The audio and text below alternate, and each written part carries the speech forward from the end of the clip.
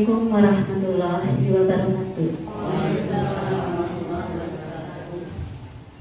Yang terhormat Bapak Sutanto Kusolio selaku perwakilan dari Pemerintah Desa Pasuruan, sekaligus penyelenggara TK Pratama Krida Karangan Pasuruan, yang kami hormati Bapak Danang Ardianto selaku perwakilan dari tokoh masyarakat dan tokoh agama, yang kami hormati Ibu Budi Sukowati beserta Dewan Guru dari TKPKK Pasuruan, Ibu Rahayu Purwandari dari Keterwakilan Gender, kemudian Bu Santi dan Kepala Pos Posnan Rahayu, kemudian Bu Sulistiana dari Pendamping Desa, kemudian orang tua wali peserta didik tahun pelajaran 2022-2023. Pertama, marilah kita panjatkan puji syukur atas kehadirat Allah Subhanahu wa Ta'ala yang pada kesempatan kali ini saya pribadi dapat bersilaturahmi bersama dengan ibu semua, diberikan nikmat sehat, nikmat sempat untuk dapat mengikuti acara mengidentifikasi pengelolaan aset atau modal utama di lembaga TKPK Pasuruan. Tidak lupa salawat dan salam selalu kita curahkan kepada junjungan kita Nabi besar Muhammad dan yang akan selalu kita harapkan syafaatnya di yaumul nanti. Bapak dan Ibu yang kami hormati, pertama saya mengucapkan terima kasih yang sebesar-besarnya panjenengan semua Karsorawu di TKPKK untuk menghadiri acara diskusi sebagai tugas diri saya pribadi sebagai calon guru penggerak angkatan 7, dan saya mohon doa restunya ini adalah tugas akhir di kependidikan guru penggerak yang saya awali dari bulan Oktober, jadi kurang lebih hampir 9 bulan lamanya. Yang saya rasakan sangat luar biasa, ilmunya juga sangat bagus untuk pendidikan anak, terutama di kurikulum merdeka yang sedang pemerintah siapkan untuk muaranya itu nantinya putra putri anak didik kita semuanya dari tingkat PAUD sampai ke jenjang yang tertinggi diharapkan adalah nanti menjadi punya karakter profil belajar Pancasila. Intinya itu semua. Jadi kami perwakilan dari calon guru penggerak angkatan 7, kami akan mencoba hari ini mengajak 6 pemangku kepentingan untuk dapat menggali potensi di TK Pratama Krida Karna yang kita cintai ini.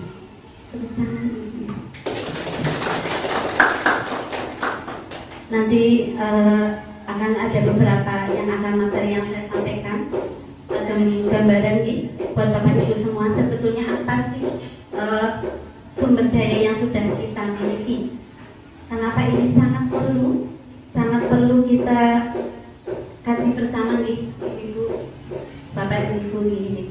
Dimana tujuan pembelajaran ini yang sudah saya dapat 7 modal ini adalah saya harus bisa mengidentifikasi secara kolaboratif bersama warga sekolah lainnya tentang aset, kekuatan, sumber daya yang dimiliki sekolah.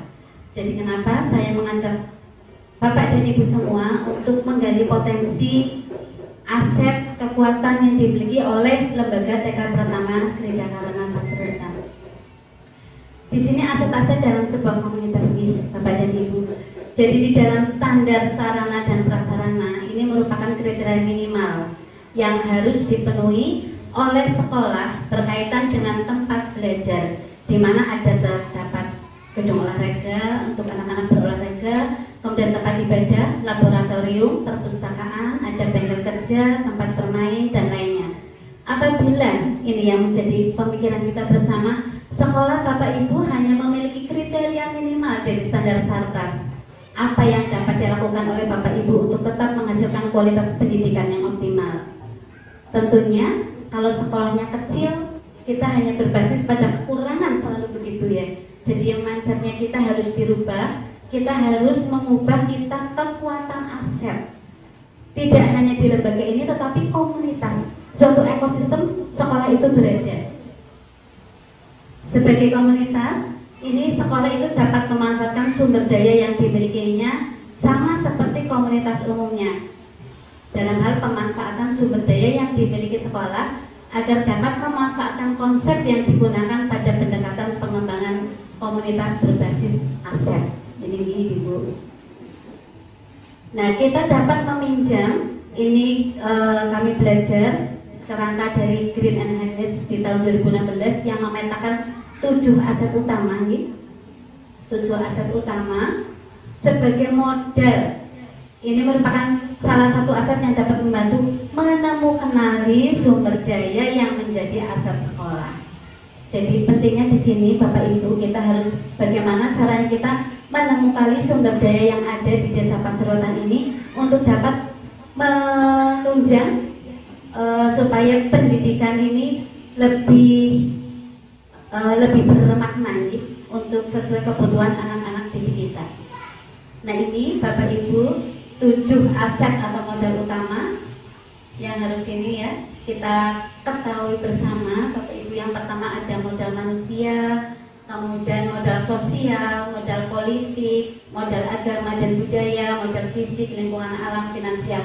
Nanti saya mohon Bapak Ibu yang lalu di sini untuk berkenan memberikan masukan. Barangkali kemarin saya sudah berkolaborasi dengan Ibu Kepala TKPKK yang sudah hampir 40 tahun mengabdikan di TKPKK. Bagaimana sih aset yang ada di lembaga TK ini supaya lembaga ini tetap maju, tetap dapat memberikan pelayanan yang optimal terhadap anak-anak didiknya. Jadi ini Bapak Ibu, modal manusia itu gambarannya seperti ini. Ini ada sumber daya manusia yang berkualitas.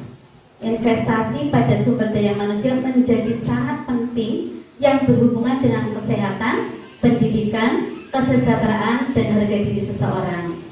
Dari pemetaan modal atau aset individu, ini merupakan kegiatan menginventaris pengetahuannya, kecerdasan, dan keterampilan yang dimiliki setiap warganya dalam sebuah komunitas. Ini penting sekali Ibu untuk modal manusianya. Dan pendekatan lain ini mengelompokkan aset atau modal ini dengan melihat kecakapan seseorang yang berhubungan dengan kemasyarakatan. Contohnya kecakapan dalam memimpin sekelompok orang, aktif di organisasi atau di masyarakat nih. Kemudian kecakapan seseorang berkomunikasi dengan berbagai kelompok, dan kecakapan yang berhubungan dengan kewirausahaan. Contohnya ada kecakapan dalam mengelola usaha, pemasaran, yang negosiasi tentunya ini. Kemudian kecakapan yang berhubungan dengan seni dan budaya. Contohnya ada beberapa kerajinan tangan di daerah kita, menari, bermain teater, dan bermain musik. Ini adalah merupakan modal manusia yang nanti Bapak Ibu bisa gali. Sebetulnya tidak untuk kita ambil menjadi aset di TKPKK Pasuruan. Kemudian yang kedua nih Bapak Ibu, ini ada modal sosial. Di sini dimaknai sebagai norma dan aturan yang mengikat warga masyarakat yang ada di dalamnya dan mengatur pola perilaku warga, juga untuk kepercayaan dan jaringan antara unsur yang ada di dalam komunitas masyarakat. Dan ini juga dapat dimaknai modal sosial ini sebagai investasi yang berdampak pada bagaimana manusia, kelompok, dan organisasi dalam komunitas hidup berdampingan. Ini contohnya ada kepemimpinan kerjasama, saling percaya, dan rasa memiliki masa depan yang sama, jadi tujuan yang sama gitu. Kemudian modal politik yang ketiga yaitu kita tidak hanya dimaknai sebagai sebuah aktivitas demokratis dalam tataran politik praktis, tapi di sini merupakan kemampuan kelompok untuk mempengaruhi distribusi sumber daya di dalam dunia sosial. Ini modal politik ini sebagai kendaraan dalam mencapai tujuan. Modal politik juga berkaitan dengan kekuasaan dan kebijakan. Modal politik juga menjadi sebuah instrumen melalui sumber daya manusia yang dapat mempengaruhi kebijakan untuk mencapai kepentingan. Selain modal politik dapat bersifat struktural apabila merujuk pada atribut-atribut dalam sistem politik yang menajamkan partisipasi dalam pengambilan keputusan. Kemudian modal politik sebagai salah satu aset sekolah yang dapat digunakan untuk melahirkan kebijakan-kebijakan yang berorientasi pada peningkatan kualitas pembelajaran. Di sini seorang kepala sekolah dengan kewenangan yang dimilikinya ini dapat menggunakan kewenangannya untuk membuat kebijakan-kebijakan yang mengakomodir kepentingan warga sekolah dan peningkatan kualitas pembelajaran yang berpihak pada murid. Jadi nanti di dalam modal politik ini nanti seorang komite pembelajaran dapat berkolaborasi Ibu supaya bagaimana bisa kepentingan warga sekolah semuanya itu berpihak kepada murid. Kemudian modal yang keempat, modal agama dan budaya. Di sini adalah agama merupakan suatu sistem berperilaku yang mendasar nih Bapak Ibu dan berfungsi untuk mengintegrasikan perilaku individu di dalam sebuah komunitas. Ini baik perilaku lahiriah maupun simbolik. Jadi agama menuntut terbentuknya moral sosial yang bukan hanya kepercayaan tetapi juga perilaku atau amalan. Nanti kita dapat mengintegrasikan dengan nilai agama dan moral yang ada di perkembangan TK, yaitu nilai agama dan moral di sikap perilaku, di sikap perilaku. Kemudian kebudayaan juga merujuk pada hasil cipta dan karya manusia yang unik yang lahir dari serangkaian ide, gagasan, norma, perilaku serta benda. Untuk modal budaya dijelaskan dari 3 hal, yaitu keadaan yang melekat dan terwujud seperti nilai dan tradisi yang dianut dan berkembang dalam masyarakat. Teorinya konkret, hasil cipta dan karya seperti adanya lukisan, buku, mesin, kerajinan tangan, dan semua benda yang dihasilkan oleh manusia sebagai bentuk kreativitas dan sebuah bentuk yang dapat dipelajari melalui kualifikasi akademik yaitu sekolah. Dan ini penting sekali Ibu agar kita coba mengidentifikasi manakah yang perlu memang aset ini yang betul-betul bisa mendukung TKPKK tetap maju dan berjalan. Kemudian di sini ada identifikasi dan pemetaan modal budaya yang merupakan langkah yang sangat penting juga melihat keberadaan kegiatan dan ritual kebudayaan dan keagamaan dalam suatu komunitas, termasuk kelembagaan dan tokoh-tokoh penting yang berperan langsung atau tidak langsung di dalamnya. Nanti kita coba menggali, menemukan dari tokoh-tokoh agama sumbangsi sarannya untuk dapat include nih Bapak dan Ibu ke dalam aset modal untuk TKPKK Pasuruan. Di sini sangat penting kita mengetahui sejauh mana keberadaan ritual keagamaan dan kebudayaan yang ada di masyarakat serta pola relasi yang tercipta di antaranya dan selanjutnya bisa dimanfaatkan sebagai peluang untuk menunjang pengembangan perencanaan dan kegiatan bersama Ibu. Jadi nanti ini terusnya kita sangat membutuhkan tokoh agama, kemudian dari pemerintahan desa yang barangkali aset-asetnya belum kita temui untuk bisa mendukung proses pembelajaran di lembaga kita. Kemudian yang kelima, modal fisik nih Bapak Ibu, ini terdiri atas 2 kelompok utama, yaitu adanya bangunan yang bisa digunakan untuk kelas atau lokasi melakukan proses pembelajaran, laboratorium, pertemuan ataupun pelatihan. Ini penting sekali juga untuk bangunannya. Kemudian infrastrukturnya atau sarana prasarananya mulai dari saluran pembuangan, sistem air, mesin, jalan, jalur komunikasi, sarana pendukung, pembelajaran, alat transportasi dan lain-lain. Ini juga harus untuk menjadikan modal fisik di suatu lembaga berdiri. Kemudian selain itu ada modal lingkungan alam. Yang keenam nih Bapak Ibu, ini bisa berupa potensi yang belum diolah dan mempunyai nilai ekonomi yang tinggi dalam upaya pelestarian alam dan juga kenyamanan hidup. Ini modal lingkungan juga dari bumi, udara yang bersih, laut, taman, danau, sungai, tumbuhan tergantung wilayah lembaga itu berada nih Bapak Ibu. Jadi kita untuk anak itu harus menuntun segala kekuatan kodrat yang ada pada diri anak-anak kita untuk dapat mencapai keselamatan dan kebahagiaan yang setinggi-tingginya Ibu. Jadi kalau memang kita tinggal, anak-anak didik kita tinggal di wilayah laut, jadi nanti untuk pendidikannya juga harus kodrat alamnya ke laut begitu ya, mengembalikan begitu. Jadi nanti sesuai kodrat alam dan kodrat zaman. Kemudian kita juga tidak boleh melupakan aset-aset yang ada di desa kita. Misalnya di sini kita ada modal lingkungannya, berbagai macam pengrajin dan sebagainya juga dapat kita gali untuk dapat kita temukan lagi untuk proses pembelajaran. Sebetulnya ini juga sudah tidak asing Bu, kalau untuk lingkungan alam TKPKK alhamdulillah sudah melaksanakan itu. Cuma kita belum tahu masuk identifikasi di 7 model yang mana, begitu nih Bapak Ibu. Kemudian di sini ada tanah untuk berkebun, danau atau empang untuk beternak, semua hasil dari pohon, seperti kayu, buah, bambu, material ini juga bisa digunakan. Seperti di sekitar kita kebetulan ada kebun yang di depan rumah, itu sering sekali anak-anak kita mencoba untuk menganyam dengan daun pisang, kemudian pembuatan ekoprint, dan itu nilainya betul-betul keberpihakan. Pembelajaran yang dapat pembatasan ini adalah keberpihakan pada murid. Jadi kemarin juga untuk kegiatan ekoprint juga itu sangat-sangat bagus, nilai luar biasa nih untuk perkembangan anak-anak didik kita. Kemudian terakhir ini modal finansial. Ini juga menjadi faktor penting nih Bapak Ibu, dukungan keuangan yang dimiliki oleh sebuah komunitas ini yang dapat digunakan untuk membiayai proses pembangunan dan kegiatan sebuah komunitas. Kemudian modal finansial termasuk tabungan, hutang, investasi, pengurangan dan pendapatan pajak hibah gaji ini juga merupakan pendapatan internal dan eksternal. Kemudian untuk modal finansialnya juga termasuk pengetahuan tentang bagaimana menanam dan menjual sayur di pasar. Ini bagaimana kita dapat mengimplementasikan nih pengetahuan ini modal finansial ke anak-anak didik kita. Waktu itu juga kami sudah melaksanakan jual beli seperti pasar. Biasanya anak-anak kita bawa ke pasar paling yang dekat Bu, tapi karena terkadang resiko ya di jalan, jadi sekarang sudah jalan sudah padat, jadi kemarin hanya di halaman sekolah.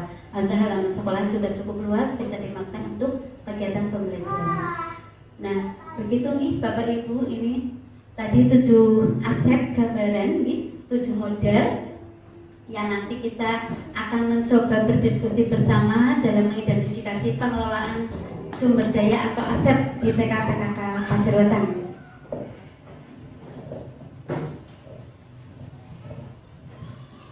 Assalamualaikum warahmatullahi wabarakatuh. Bapak Ibu beserta rapat yang kami hormati, langsung saja saya kira ini untuk menyingkat waktu. Jadi apa yang telah disampaikan pembicara terdahulu terkait dengan inventarisasi aset TKPKK, saya pikir ini masukan dari saya. Tadi yang sudah disebutkan, yang sudah diinventarisir sebagai aset dari TKPKK itu yang belum ada atau belum teridentifikasi, monggo masukan dari sisi pemerintah desa atau dari sisi lembaga atau dari sisi TK itu sendiri yang belum tercatat atau terinventarisir, silahkan diungkap atau kemudian diinventarisir. Setelah itu mungkin baru ditetapkan oleh dalam hal ini pemerintah desa sebagai aset PKK. Jadi yang sudah diinventarisir tadi itu dari sisi sumber daya manusia, dari sisi politik, dari sisi agama dan budaya itu sudah diinventarisir semua, lalu ditetapkan oleh dalam hal ini PNS ataupun penyelenggara begitu. Nah, khusus dari saya yang terkait dengan aset-aset yang tadi sudah diinventarisir, saya tertarik dengan aset yang berupa sarana dan prasarana gedung, dalam hal ini Pak Agus.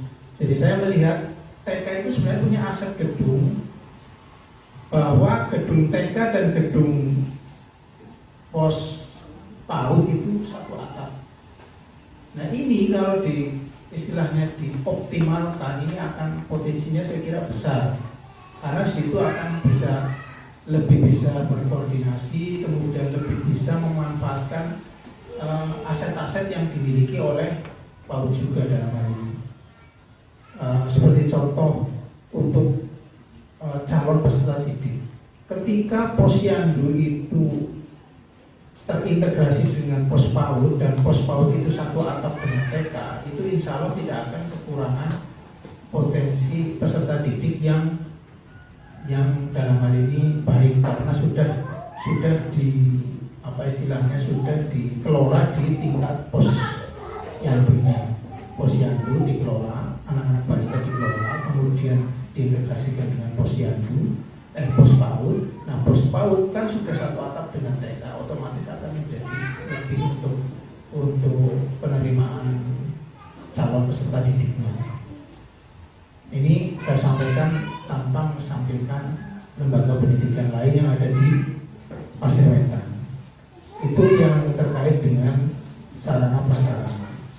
Kemudian tadi saya sempat membaca yang terkait dengan modal finansial itu hanya ada dari dana desa dan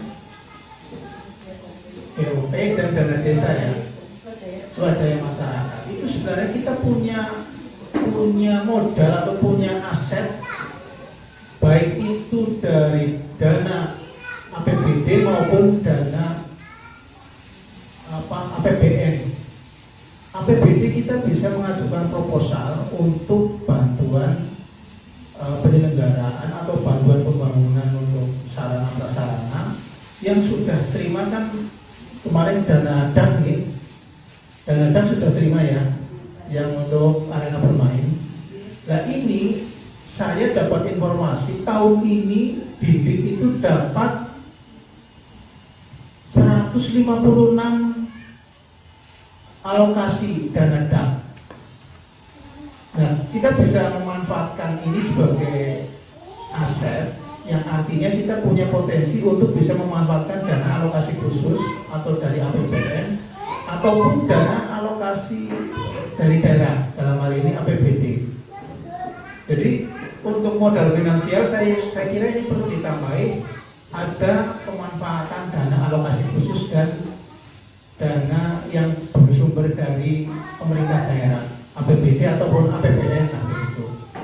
Ini untuk modal finansial. Kemudian untuk sosial masyarakat saya kira kita punya asetnya lumayan banyak dan tinggi potensinya. Jadi lembaga kita Pasundan itu nggak kekurangan lembaga sosial masyarakat. Kan? Semua lembaga sosial masyarakat yang ada di Desa Pasundan itu menjadikan aset kita atau berpotensi untuk dijadikan modal bagi pengembangan TK-PKK kita. Jadi jangan dianggap sebagai rival, tapi di sini sebagai semacam mitra begitu. Sehingga semua lembaga yang ada di Desa Pasundan bisa dikolaborasikan atau bisa bekerjasama untuk meningkatkan ataupun untuk memajukan kepentingan masing-masing dari lembaga yang ada. Jangan malah yang ada itu semacam dibetulkan, tapi di sini coba kita cari celah mana yang bisa untuk dikolaborasikan, mana yang bisa untuk kita bisa saling bekerja sama antar lembaga yang ada, sehingga tidak terjadi semacam persaingan yang tidak sehat begitu.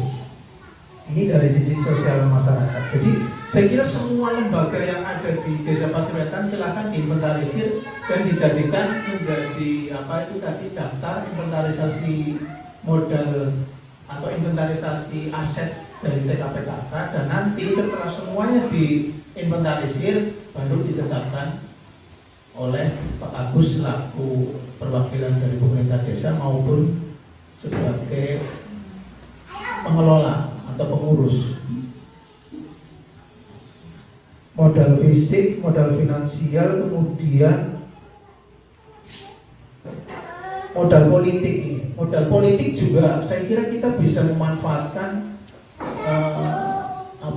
organisasi-organisasi ataupun anggota ataupun pengurus. Jadi untuk modal politik ataupun aset yang dari sisi politik ini kita bisa menitipkan aspirasi kita, menitipkan kepentingan kita untuk diperjuangkan oleh mereka, dalam hal ini oleh partai politik maupun anggota masyarakat yang dalam hal ini duduk sebagai anggota DPRD ataupun yang punya wewenang atau punya pengaruh untuk bisa membawa kepentingan kita atau aspirasi kita terhadap pemangku kebijakan.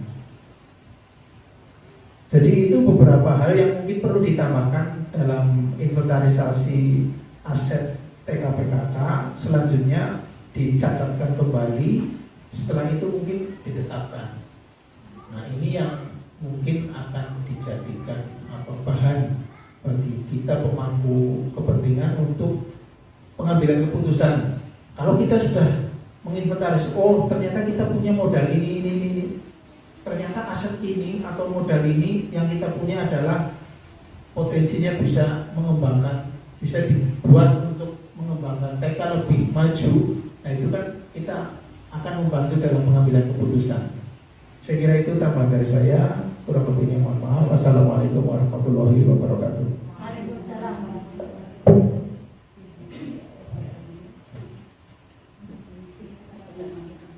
Ada 7 modal Ibu, dan sebagai pendidik pun saya baru tahu ternyata aset sekolah itu tidak hanya yang dimiliki sekolah, tapi ternyata lingkungan di sekitar sekolah itu ternyata juga aset sekolah.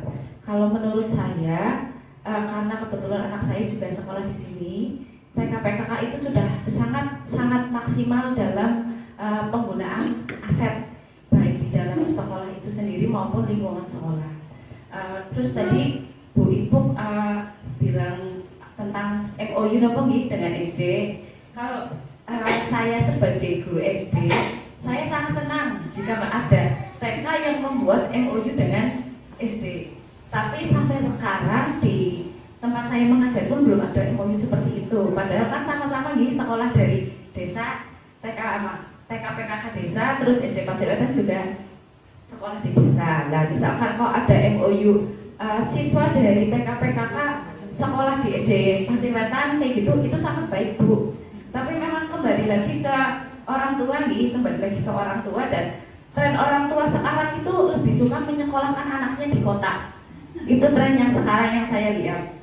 Padahal kalau menurut saya, kalau misalkan masih sekolah negeri dimanapun itu sama. Kalau menurut saya, karena dana juga dari pemerintah, pengajar yang merekrut juga pemerintah, jadi semua aspek sumber utamanya itu sama. Tapi entah kenapa orang tua sekarang trennya itu suka menyekolahkan anaknya di kota walaupun sama-sama sekolah negeri. Jadi mungkin saran saya ke TKPKK, mungkin kalau untuk memaksa 100% anak sekolah di sekolah SD Negeri Pasirwetan sulit nih. Tapi mungkin saran yang saran yang mendukung anak-anak supaya sekolah di lingkungannya sendiri. Karena kalau menurut saya pribadi, SD Negeri Pasirwetan itu bagus Bu. Dari pendidiknya itu sekarang muda-muda. Terus yang Bapak dan Ibu yang kami hormati, tadi dari Pak Danan juga sangat bagus sekali. Nanti akan kami inventarisir di Dinatullah sama Bu Siti, bantuan Bu Siti, kemudian dari Pak Agus tadi sudah, kemudian dari keterwakilan gender juga tadi sudah, Bu Rayu tadi sangat bagus sekali yang disampaikan. Nanti kami dibantu untuk menjembatani bagaimana untuk MOU itu, apakah berawal dari SD yang ke lembaga kita, apa dari kita yang harus sowan ke sana, begitu ya. Mungkin seperti itu, nanti mohon dijembatani. Kemudian nanti juga ini akan ada dari pendamping desa dan Ibu Kepala TK yang akan menggarisbawahi ini tentang kesepakatan yang nanti diskusi ini muaranya kemana. Terus nanti akan kami coba jadikan betul-betul kita jadikan model itu. Jadi nanti mohon untuk seperti tadi misalnya apa dari alumni apa nanti dari Ibu Kepala TK barangkali ada untuk menggarisbawahi itu nih.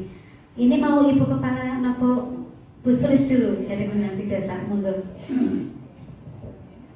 Bismillahirrahmanirrahim. Assalamualaikum warahmatullahi wabarakatuh.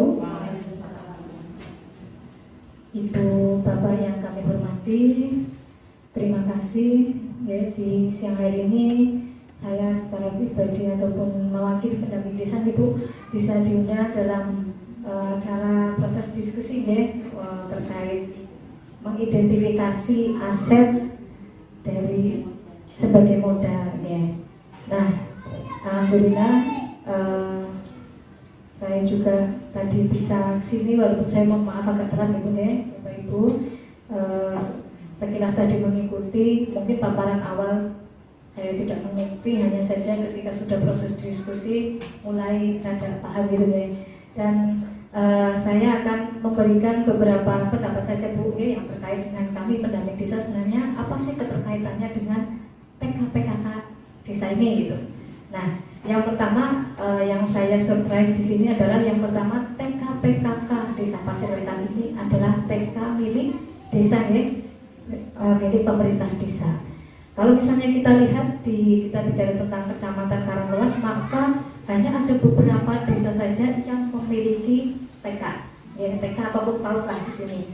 Dan sebenarnya ketika TK PKK ini adalah milik pemerintah desa, juga di situ ada tanggung jawab dari pemerintah desa dalam hal mungkin pengelolaannya, kemudian ada pembinaannya dan fasilitas lainnya gitu.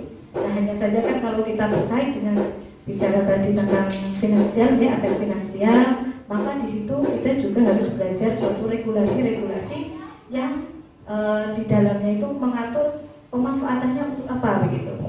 Nah, terkait dengan hal tersebut maka saya memberikan gambaran di Peraturan Menteri Desa Nomor 8 Tahun 2022 tentang prioritas penggunaan dana desa.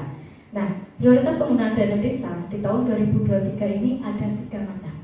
Yang pertama yaitu untuk pemulihan ekonomi nasional sesuai kewenangan desa. Ini seperti BUMDes itu masuk, dan memang BUMDes ini harus berjalan, harus berkembang itu. Yang kedua, program prioritas nasional sesuai kewenangan desa. Nah, program prioritas nasional sesuai kewenangan desa ini adalah salah satunya adalah pendidikan desa, ya. Pendidikan anak usia dini nanti masuk di dalamnya. Nah, selain pendidikan dasar ini, ya, pendidikan desa berkualitas, kalau capaian SDGs-nya begitu, Sustainable Development Goals. Nanti dia masuk di pendidikan desa berkualitas. Salah satunya yaitu untuk TK maupun PAUD yang ada di desa, dan itu milik desa. Yang ketiga tadi untuk prioritasnya, yang ketiganya itu mitigasi dan penanganan bencana alam dan non alam. Nah, karena sekarang kita fokusnya adalah di PAUD, maka sebenarnya di ranah dana desa ini sudah termasuk dalam program prioritas nasional. Nah, ini juga perlu diperhatikan dengan pemerintah desa, ya. Walaupun misal kemampuan anggaran desa terbatas dan banyak kebutuhan di desa, tapi ini juga menjadi salah satu prioritas. Jadi monggo nanti ada suatu komunikasi yang rutin baik dari pengelola TK dengan pemerintah desa. Nah, mungkin selama ini juga sudah ada, ya Bu, ya, sudah komunikasi. Nah, barangkali belum optimal, maka nanti bisa lebih dioptimalkan. Sebenarnya ranahnya apa saja sih yang bisa digunakan, ya, ranah dana desa ini yang digunakan untuk tujuan pendidikan desa berkualitas ini. Nah, yang pertama kalau kita melihat, ya, terkait dengan di situ ada parenting. Nah, sebenarnya kegiatan misalnya kalau di PAUD atau di TK ini kan ada kegiatan parentingnya, ya Bu, ya. Parenting, dan itu biasanya dilakukan untuk murid TK tersendiri. Nah, sebenarnya kalau misalnya lebih diperluas fungsi dan fungsi dari TK ini, pertama PAUD itu bisa melakukan parenting di tingkatan sekolah. Namun bisa bekerja sama untuk parenting yang dilaksanakan oleh pemerintah desa di luar dari sekolah itu, sehingga fungsi dan manfaatnya dari adanya TK PKK ini kan bisa mendidik secara menyeluruh warga desa Pasir Wetan, ya kan? Karena apa? Ya, karena yang sekolah di desa Pasir Wetan ini kan tidak hanya warga desa Pasir Wetan saja, dan hanya beberapa orang. Sedangkan untuk peningkatan pendidikan desa berkualitas itu kan untuk keseluruhan gitu. Nah, jadi mungkin di situ bisa bekerja sama, Bu. Bisa bekerja sama dengan misalnya kelembagaan desa yang sudah ada, bisa dengan Posyandu gitu. Nanti di Posyandu diadakan parenting, ya, atau misalnya pelatihan pola asuh, itu sangat bisa diambilkan dari guru yang ada di TK sini gitu. Bisa sebagai suatu wadah atau ruang publik, ya, untuk mensosialisasikan, kemudian untuk di situ belajar bersama, difasilitasi oleh dana desa sesuai dengan Permendes Nomor 8 Tahun 2023. Nah, kemudian untuk pengadaan, pembangunan, pengembangan, dan pemeliharaan tadi sarana atau prasarana pendidikan anak usia dini, termasuk buku, peralatan belajar, dan wahana permainan. Nah, ini kan sudah disebutkan, ya, jadi itu bisa difasilitasi. Kemudian ada bantuan insentif pengajar pendidikan. Mungkin selama ini yang sudah dilaksanakan, ya Bu, ya. Insentif pengajar pendidikan anak usia dini, kemudian taman kanak-kanak, taman belajar keagamaan, taman belajar anak, dan pusat kegiatan belajar masyarakat. Dan yang terakhir yaitu bantuan biaya operasional penyelenggaraan baik itu perpustakaan desa, taman bacaan masyarakat, pendidikan anak usia dini, dan taman belajar keagamaan. Nah ini kan sangat luas sekali ya Bu ya, fasilitasi pemerintah dalam hal peningkatan desa, pendidikan desa berkualitasnya. Nah hanya saja nanti perlu dipertimbangkan, misalnya dari POP ya, POP dari dinas kan sudah ada nih Bu ya. Jangan sampai ketika TKI mengajukan kepada pemerintah desa itu akan tumpang tindih gitu, dalam artian ini sudah dibiayai oleh POP kemudian diajukan lagi dengan dana desa, jadi double anggaran. Nah ini sebenarnya harus dihindari hal yang semacam ini, karena kalau misalnya saat ini mungkin belum ada yang kata-kata belum ketahuan gitu ya, nanti suatu saat ketika diaudit ketahuan kan harus mengembalikan itu. Jadi memang inventarisasi ya, inventarisasi aset itu sangat penting, kebutuhannya juga apa, kemudian cari solusinya. Kira-kira mana sumber-sumber mana yang akan digunakan oleh sekolah gitu, sesuai dengan tadi POP, dana desa atau dari bisa hibah atau dari swadaya dari masyarakat. Nah di situ kan jadi ketemu bagaimana sebenarnya PAUD atau TK yang milik pemerintah desa itu dia tanggung jawabnya tidak oleh pengelola TK itu sendiri, tetapi ada bagian juga tanggung jawab dari pemerintah desa dalam hal ya semuanya, baik itu pembinaan, fasilitasi sarana dan prasarana lainnya. Nah, tetapi memang untuk mengajukan hal tersebut harus mengikuti alur perencanaan pembangunan desa. Nah, ketika nanti sudah diinventaris, ada catatannya, dibuat kebutuhannya berapa, tolong disampaikan ke desa pada saat musyawarah desa. Pada saat musyawarah desa. Nah, ini kan sudah berjalan gitu guys, sudah di bulan Juni. Kalau misalnya memang ada kebutuhan mendesak yang akan dimintakan tolong ke desa di tahun ini, maka monggo dikomunikasikan dengan pemerintah desa untuk dimasukkan ke dalam perubahan APBD Bu. Itu sekitar bulan Juni, Juli, nanti sampai maksimal September. Gitu. Nanti sih diusahakan Agustus sudah selesai lah. Nah di situ tetapi harus sudah jelas RAB-nya seperti apa, kemudian kebutuhannya itu untuk apa. Nanti pastinya oleh pemerintah desa akan dipertimbangkan apakah kegiatan itu menjadi kegiatan yang prioritas dan nanti dari pemerintah desa bisa mengambilkan anggaran gitu. Berarti untuk kegiatan lain kan dipertimbangkan juga. Nanti setelah dimasukkan ke dalam musyawarah desa, kalau tidak bisa tahun ini, kemungkinan tahun besok, maka harus didampingi lagi. Sudah masuk musyawarah desa, nanti masuk ke musyawarah perencanaan pembangunan, bisa masuk ke RKP desa. Kalau di kantor saudara juga. Iya. Iya. Untuk aset fisik lokasi sekolah yang sudah strategis tapi aman gitu ya, nggak terlalu dekat dengan jalan besar gitu ya, sangat aman. Halaman sekolah yang nyaman, ketersediaan air dan listrik yang memadai, ketersediaan sarana tempat ibadah dan toilet, ketersediaan perpustakaan. Nah, ini bisa ditingkatkan lagi. Kemarin saya cuma sebagai buangan lah istilahnya. Pak Danang sudah memonopoli untuk perpustakaan desa. Tempatnya mungkin di desa ya Pak. Cuman kalau desa kan besar, utamanya di masih badminton. Program desa pun kalah sehingga diprogramkan ditaruh di Pokmas. Di Pokmas saya mengelola kan terlalu susah. Lemari sudah ada, buku-buku sudah ada, cuman ya kurang kondusif, nanti bisa dikomunikasikan lagi. Untuk perpustakaannya mudah-mudahan bisa berada di sini. Sehingga misalkan tidak membangun TK-nya tapi bangun perpustakaan lantai 2 mungkin kan bisa. Bangun nawas seperti itu bisa ya. Ya Bu Solis ya. Kita nggak bangun TK sih, mau bangun perpustakaannya di lantai 2 karena nggak ada tanah, bisa bangun. Terus ketersediaan kantor kepala sekolah dan ruang guru ya, untuk kantor depan sebelum pelajaran baru mungkin sudah direhab ya. Cuman kedekatnya tidak full kaca ya, tidak full kaca tapi saya tembok sedikit lah. Asetnya untuk penambahan sudah dibacakan tadi di nobula sama Pak ini. Kalau saya nggak kasih nobula sih, angan-angan nggak mau pikir. Cukup? Oke, ya disepakati Sepakat ya? Terima kasih.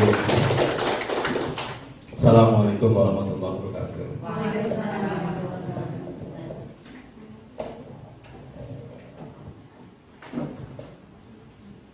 Bapak dan Ibu yang kami hormati, alhamdulillah saya mengaturkan terima kasih sekali atas rawuhnya panjenengan semua. Hari ini diskusi untuk membahas tentang mengidentifikasi pengelolaan aset sumber daya sebagai modal pembelajaran di TKPK pertama itu ternyata sangat luas.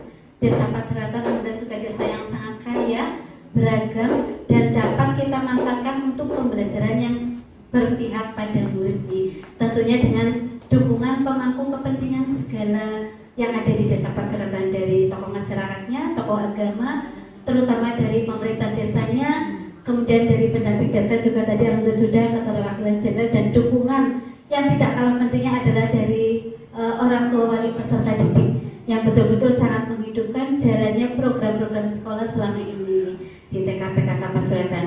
Jadi hari ini akan saya ambil kesimpulan rapatnya.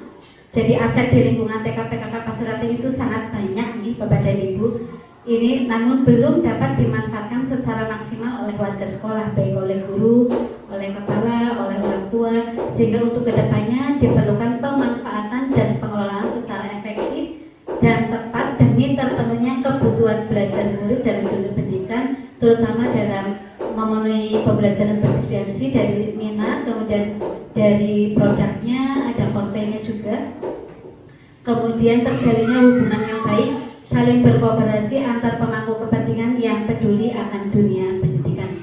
Mungkin dari saya selaku CGP mengaturkan terima kasih yang sebesar-besarnya. Mudah-mudahan 7 modal yang sudah kita belajar bersama di ruang diskusi ini dapat bermanfaat untuk semuanya ini, untuk semuanya, baik di lembaga kelompok bermain, OSPAUD, lembaga TK, SD sampai ke jenjang pendidikan yang tinggi.